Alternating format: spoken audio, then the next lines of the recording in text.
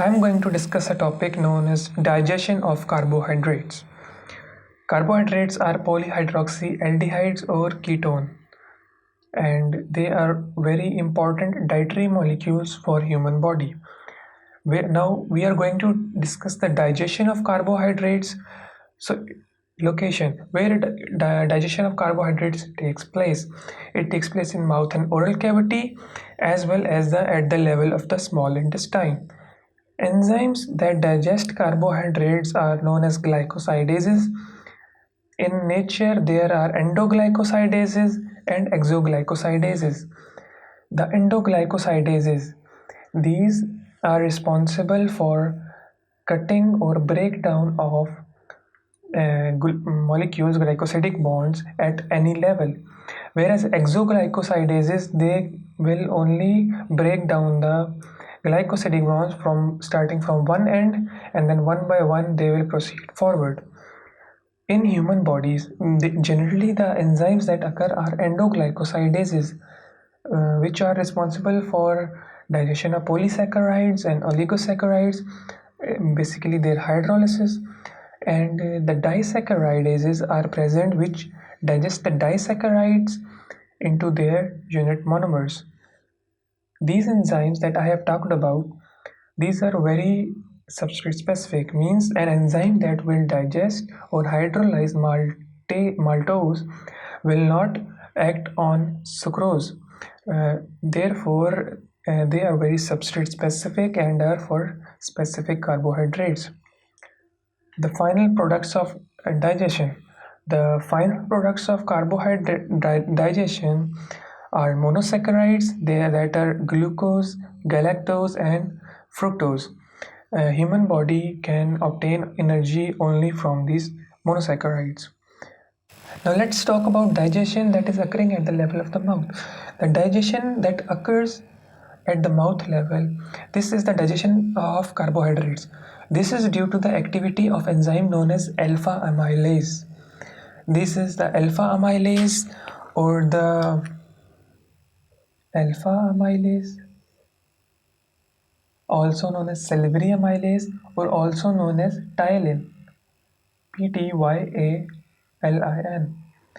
This is secreted along with saliva from the salivary glands. Salivary glands are exocrine glands that are located in the oral cavity. Now, most of the food that we are taking in and getting energy from are starch and glycogen. Starch comes from plants, glycogen comes from animals. Now, cellulose is also a carbohydrate that occurs in nature, but we do not have an enzyme that digests the what you can call substrate cellulose. So as a result, it goes undigested and provides the role of a fiber intake. Talk about the enzymes. In nature, all animals, you can say, there are alpha and beta endoglucosidases. But in human body, in humans, there is only alpha endoglycosidases, which means that it will only act on starch and glycogen. As a result, cellulose cannot be digested because it is digested by beta endoglycosidases, and beta endoglycosidases are not present in human body. These are present in animals uh, uh, which have, for example, cellulase enzyme. This is an enzyme that digests cellulose, and this is mostly present in animals that are herbivores. It does not occur in humans at all. Now let's talk about the activity of alpha amylase. Alpha amylase is going to break the alpha 1,6 linkages, alpha 1,6 glycosidic bond that is present in the starch and glycogen. It will not, I have said that Enzymes are substrate specific, they are also bond specific. They will not act on the 1,4 linkages. They will only break down the 1,6 linkages. As a result, the end product will be formed. The end product that is formed is short chain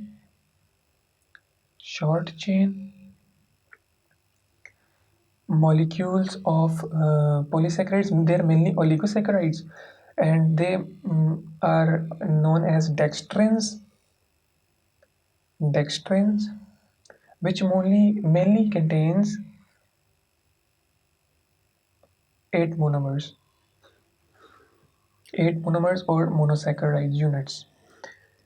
Okay, now let's talk about the digestion at the level of stomach.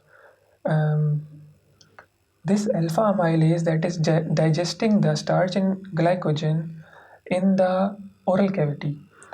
It is present in a little amounts of it are present in esophagus too, that is already coming from the mouth, but it is not active in stomach. Why? Because alpha amylase is going to work only at a basic pH.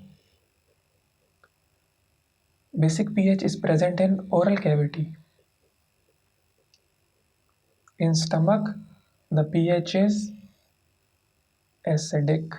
As a result, the activity of alpha amylase will be inhibited, it will not work at all, and stomach does not itself produce any kind of enzymes that will digest carbohydrates. Therefore, there will be no digestion of carbohydrates in stomach. Now, the digestion at the level of small intestine. And what is the role of pancreas and its secretions? First, let me talk about the pancreas. It is a gland that is going to release not salivary, pancreatic alpha amylase. The alpha amylase that is secreted from the pancreas is going to break down the 1,6 linkages furthermore. And why it is active? Because of the bicarbonate secretion. Bicarbonate secretions neutralize the acidic pH of the stomach secretions.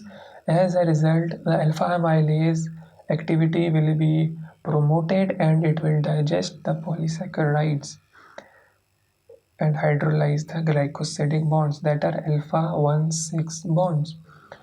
Now let's talk about digestion at the intestinal mucosal cells. All of the polysaccharides have been hydrolyzed into disaccharides or monosaccharides at this level of small intestine.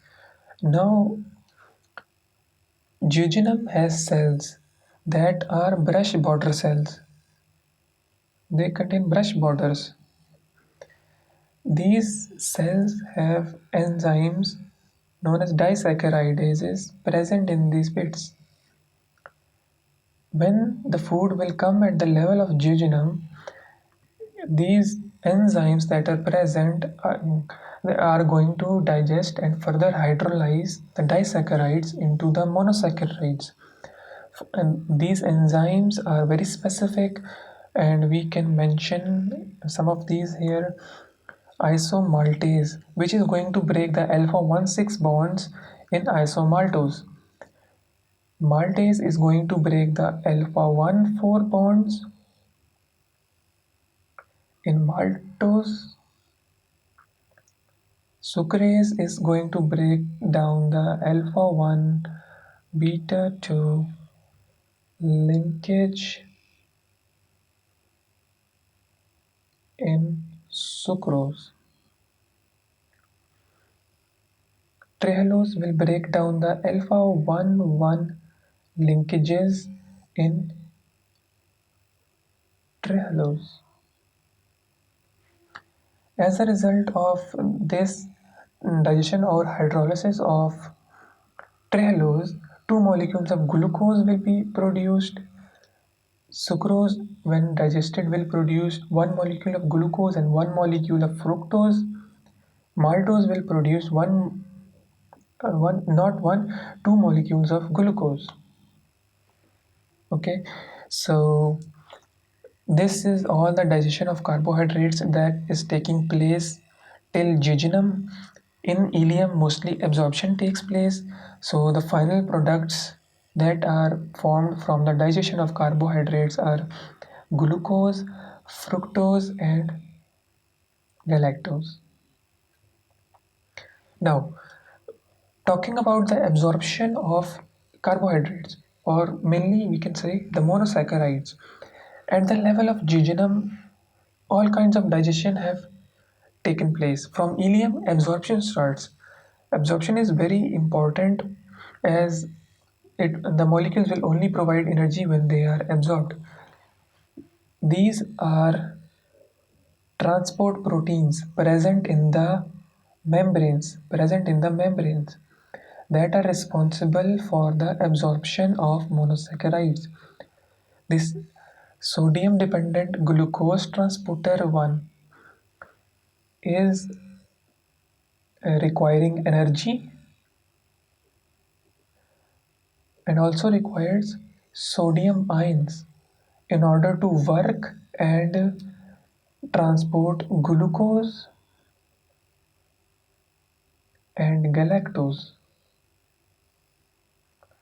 from the lumen of the intestine into the mucosal cells.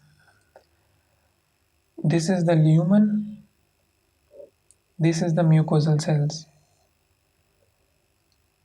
This absorption of glucose and galactose requires this transport protein which is present in these membranes, sodium dependent glucose transporter 1.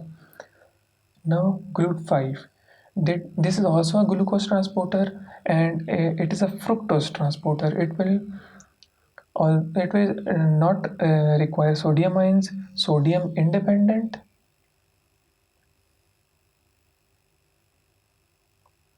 but it requires energy to transport fructose from lumen to the mucosal cells, and it will transport fructose. Now the food is present in, or the monosaccharides are present in these lumen cells, but we have to transport them to whole of the body if we have to provide energy for various metabolic purposes. Therefore, and we require a circulation, portal circulation to transport. Now this is a membrane. The food has to move from here to here and cross the membrane if it has to be transported. Now GLUT2 is present in this membrane that is going to transport all of these three monosaccharides, glucose plus galactose plus fructose. These will be transported through GLUT2 to the portal circulation. Portal circulation will take these to liver. When it goes in the liver, it is purified and then it is utilized to provide energy for the metabolic processes. That is about it, about the absorption of the monosaccharides.